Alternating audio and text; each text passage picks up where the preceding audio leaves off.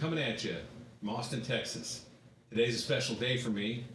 It's day 150 of my carnivore experience. That's right, days rolled into weeks, weeks turned into months, and here I am 150 days later and totally changed my life. So I'm here to give you some insight, maybe encouragement on your journey, whether you're just starting or maybe been going for a while. Just want to talk about a couple things that I've noticed and things that I wish I would have known, and some things that might just help you on your journey with the carnivore diet. So, to start off, I want to talk about the battles we each face daily and the decisions we make that help us get through those battles. So, I talk about planning a lot, right? Planning is huge because when you plan, like I said, you think about things, thoughts turn into actions, actions turn into character. That's where I'm at right now. I'm in my character building. My actions have been pretty rock solid for the last 150 days. There's been a couple times I've slipped, but overall, it's working. So there is grace there. You can slip and still be successful. So having a plan, the reason that's important is this: you start this diet, this way of eating, and it's easy when you're at home because you're making your own meals. You're doing your own grocery shopping. So the things that I plan for are, hey, I'm going on a date with someone, or I'm going out socially with friends, or I'm going to a movie theater. I mean, my movie theater go-to in the past was always popcorn and a Diet Coke. That was my thing. And to go to a movie in the theater and not have popcorn in my hand and Diet Coke in the chair just felt naked to me. It felt so wrong. So that was one I had to learn how to plan around. So my initial plan was I did pork belly bites. I'd fry them up, or I'd get beef jerky, clean beef jerky, as clean as I could find, and put it in my cargo pocket, and then go buy a bottle of water at the concession stand. And that way I had something to chew on while I drank. Now that plan evolved as my needs evolved. So currently I just get a bottle of water and I'm completely fine. It does not feel odd or awkward at all. It's totally normal now. I've normalized. It's my new normal to go to a movie and just have water. I know it sounds weird. To me, it sounded weird at first. Felt weird even just going into the theater without popcorn in my hand just felt weird because I've done it all my life, right? So that was a plan. That's how it developed. The same things you go out for dinner. Maybe it's for business or socially or a date. And when you order it, it's going to look weird, right? You got to know that I just want this steak and nothing, no sides. Don't even bring them out. That's a weird request in America. I don't know about overseas, but in America, that's a strange thing. And people will raise eyebrows at that. So you need to have a plan, like explain, like, hey, I do a specific diet. I'm following doctor's guidance, which you can say because if you watch Dr. Barry or some of these other MDs out there, they're giving guidance. It may not, and you can just say it's general doctor's guidance for health, that I only eat meat, or I eat a zero carb diet, or whatever you want to call it. Zero carb just seems, less weird, I guess. So you can just say it's a zero carb diet. People kind of accept that more than they do carnivore, because carnivore just sounds like, oh my gosh, carnivores. What is this guy, a caveman, right? So anyway, just tell them, hey, listen, I'm on a specific diet, So the MDs are giving guidance, and I'm an MD. I follow his guidance, and I'm following that diet.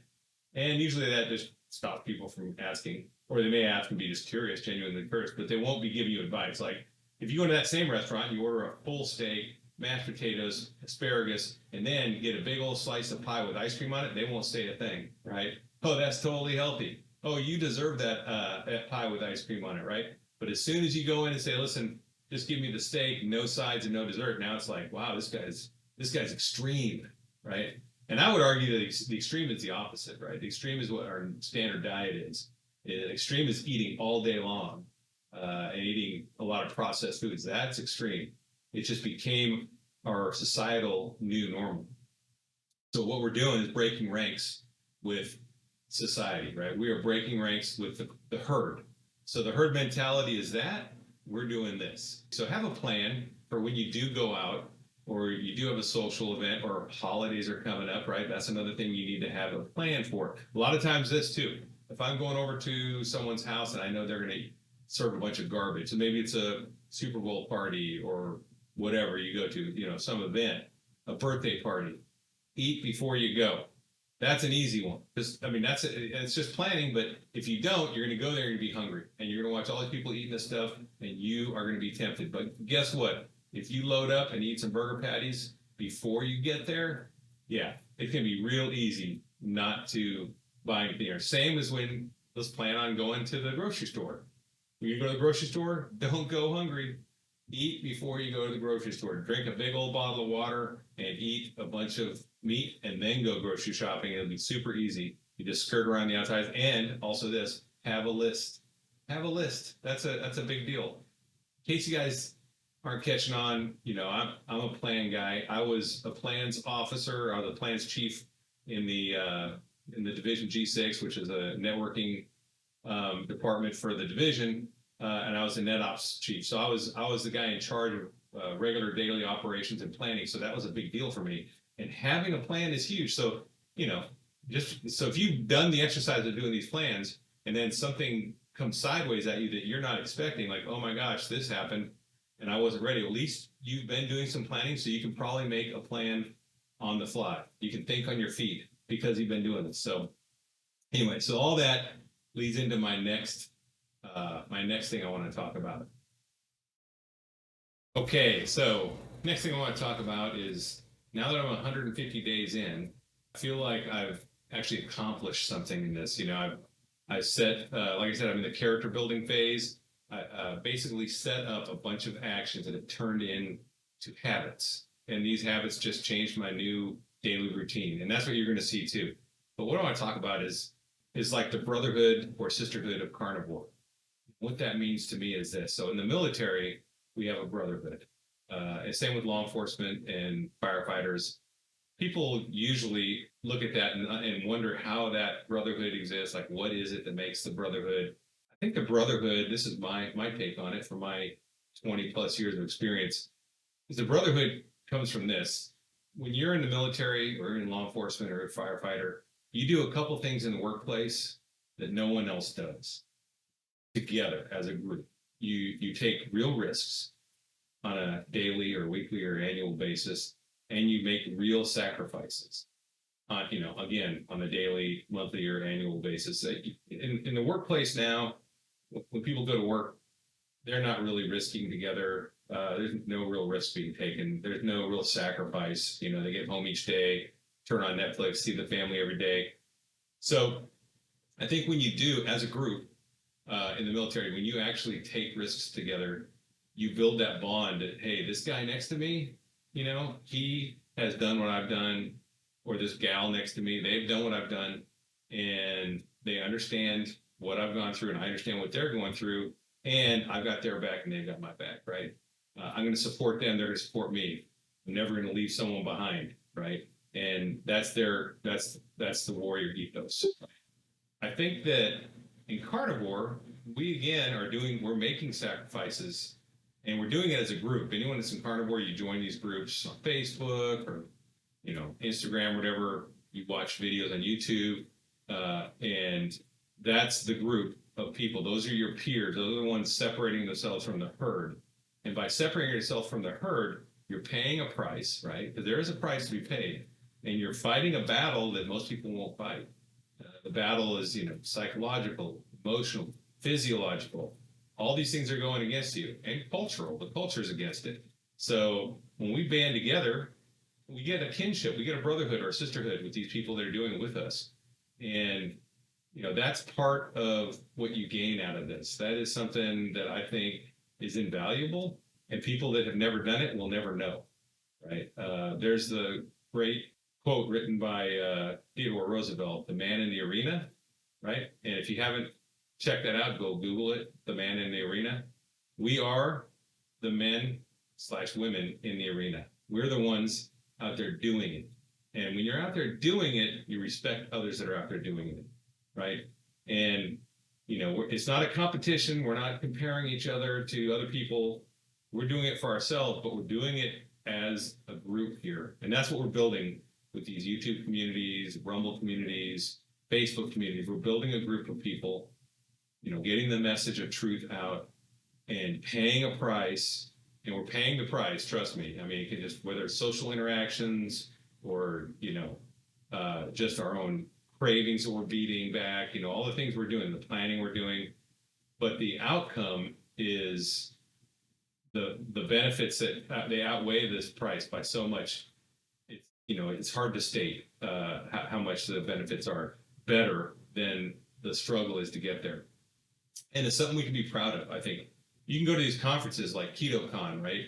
And when you're there, there's a vibe, right? And that vibe is the brotherhood slash sisterhood of those who are paying the price, those who are paving the way, right? So I would just say that, embrace this brotherhood, sisterhood. A lot of times I see people beating up on each other on social media. I think that's just more of a social media thing than anything else. But, try to show some grace. People are at different phases in their diet coming in here. And I know that, some people have like complained that I tell someone that like, yeah, honey and fruit is probably not the best idea. And people jump on me saying, well, they're beginners. I'm like, well, if someone's a beginner, you still have to tell them the truth, right? And you can state it in a nice, respectful way, but I think telling the truth is always the optimal way to operate, especially in this arena. So, but embrace that brotherhood and sisterhood. Do it respectfully. Know that we're all doing this together, and generally, most of us are supportive of others, and we need to be supportive of new people coming in to this community. So, yeah, that's what one of the things I've learned in the 150 days is. This is another one of those brotherhood situations similar to, what we have in the military or, law enforcement or firefighting in respect that, we're actually making sacrifices together, right? The next thing I'd like to discuss, things I would have done differently or earlier in my carnivore journey. So one of the things I've done in my 150 days, I've quit coffee. And I definitely would have done that earlier had I known how great it is without it. I almost couldn't conceive of it again, just like the movie theater thing.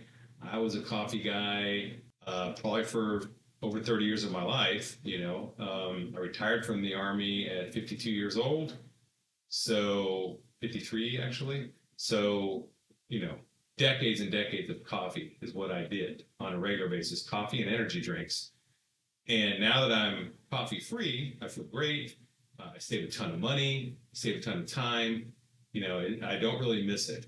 So, how did I quit coffee? Well, so I quit coffee cold turkey, and I didn't just go to decaf first or whatever. I just stopped coffee, and then when I wanted a hot drink, or maybe I was, a friend came over and they're having coffee, I would do bone broth at the beginning, and then I started doctoring my bone broth up to where I got a really good substitute.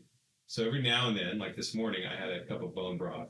Now, what I do is I get bone broth, put it in the cup, and then I got some Redmond smoked salt, and I put a teaspoon, or a half a teaspoon, a half a teaspoon of smoked salt in there, and then I put some butter on it and heat that sucker up. And I tell you what, it tastes great, and it definitely, puts something warm in your hand while you're drinking coffee, next to your neighbor or friend or whatever, or a family member while they drink coffee. So that's one way I got past it. Like I said, once you get a few weeks past it, it's no big deal. You go through the withdrawals, you might get the headaches and such, but that's just you overcoming the drugs, right? The caffeine addiction. So that's one thing. The next thing I would do differently would have probably gone lion diet early, like the first month in. So I think that just makes all the difference in how fast you heal and how fast you change. And it would have been awesome. So I basically went the first 150 or 130 days, or back 120 something days, and then I went lion diet. So right now I'm on day 150. I'm on day 27 of lion or 26 of lion. I think I got to look at the calendar. I make a calendar entry every day. So anyway, I've noticed a big difference for my body. Not everyone's body's the same, but I guarantee you, if you do start off lion, you are eating the cleanest diet you can get, and you are going to optimize your results in the fastest way you can. Everybody's different. Everyone's body's going to react differently. I can't tell you what it would happen to you, but for me, I got stalled out at 250 pounds, and then did the Lion diet, and I'm down to 239. It's 20 some odd days into it, so it really picked up again. If I would have started at that, I think I would have had better results right from the beginning. I might even be ahead of where I'm at now. So I think I probably would have started at Lion. And Lion, listen, after doing it, it's not that big of a sacrifice. It's not much different than a standard diet, right? The only thing that would be different, the standard carnivore diet, in the beginning, I did snack a lot with bacon and pork belly bites, and those options were there. I would say even if you did a Lion diet and then every now and then had a snack, not daily, but I mean every now and then had like a bacon snack or something, or cutting out dairy is probably the biggest thing that helped. I imagine, I don't know for sure for me, and everyone's body's different, but I think starting at Lion is the way to go to. For those of you who want, again, you set your goals, right? My goal is to get maximum healing as fast as I can in 30 days. Lion diet is 100% the way to go. If my plan is to do carnivore for 90 days to a year, and then evaluate things from that point there, then you can just go with whatever you want. But I just think after doing both, the Lion diet makes a lot more sense. And that's actually, where I saw this diet initially was Regno Freedom, where he started on Lion diet for 120 days, and he had amazing results. Now I've had great, really exceptional results, more than I could have imagined or dreamed. And like I said, I can tell you that the Lion diet is just, for my body, a superior performing way of eating. So anyway, that's another thing I like to do, is just encourage you guys to at least try it out. Especially if you're just starting. If people come to me and say, "Hey, what's the best way to start?" I think Lion diet is the best way to start. That's my answer right now. Okay, the last thing I want to talk about is educate yourself. Become a sponge. Learn as much about this way of life and this way of eating that you can. You can become a subject matter expert. You don't have to have an MD behind your name to know what you're talking about, right? I mean, you can grab books like, I'm reading this one right now from Dr. Ken Berry. I read Dr. Anthony Chaffee's book. He has a great one on why we're carnivores. So go ahead and, teach yourself. I mean, people on the internet now are insane. They talk about like, oh, you can't research things for yourself. They joke. They make jokes about people who do research. I did the research, and they make fun of them. It's like, back when I was growing up, we called that reading. Research is reading, right? When I went to college, there was no internet. There was no wireless. There was no cell phones. So if the only place you could actually learn something is by going to a university, then I never would have the career I have now, which, basically I was a network engineer in the Army and became a wireless network architect in the civilian side. So I had to self-teach myself a lot of that, and guess what? I still do. I still research, because if I don't research, technology, doubles every 18 months. It keeps changing. So I have to be able to research. So if I say, hey, I did some research, that means I read articles, I read papers, I watched videos. You have to use all your sources that you can get. We didn't have YouTube back then, so I was a Barnes and Noble University guy when I had to learn new stuff. So I recommend you go out and continue to do that research. You don't have to know every aspect on how biochemistry works to understand how this way of eating works and how it affects your life. Just like when you get in your car and you turn that key, you don't have to know how many volts and amps are going to that fuel pump or that starter. You don't have to know, what the compression of your pistons is to drive. All you have to do is turn the key and understand the mechanics. The right pedal is gas, the left pedal is the brake. And if you're an old school guy like me, you might even have a clutch. So, that's my point, is you don't have to know every aspect of how this diet affects your body. What you need to do is become a subject matter expert and know your body. Now, you will become the leading expert on your body. You will learn how your body reacts. And that is really vital. So yeah, go ahead and do the research, continue learning, put yourself in a mode of continual education. And that is another thing you can do to win in this battle, because you're going to learn tips and tricks. You're going to learn techniques that you didn't know about, whether it's cooking techniques or planning techniques. whatever it is.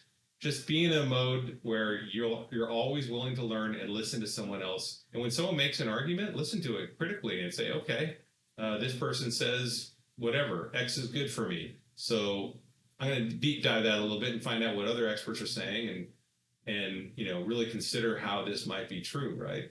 Anyway, that's another part of this. I just say just always be in learning mode and educate yourself. So if you enjoy my content, I would recommend you like, subscribe, and hit the notification bell. This will help me get found on YouTube, my content get out there, and get this great message out to people that need it. The more people we can get to, the bigger this movement will get, the bigger our brotherhood and sisterhood will get, and we'll have a bigger pool of knowledge too, right? So please like, subscribe, hit the notification button. Consider going to my webpage, carnivoresoldier.com. I've got links, affiliate links there for things that I use in my daily carnivore life.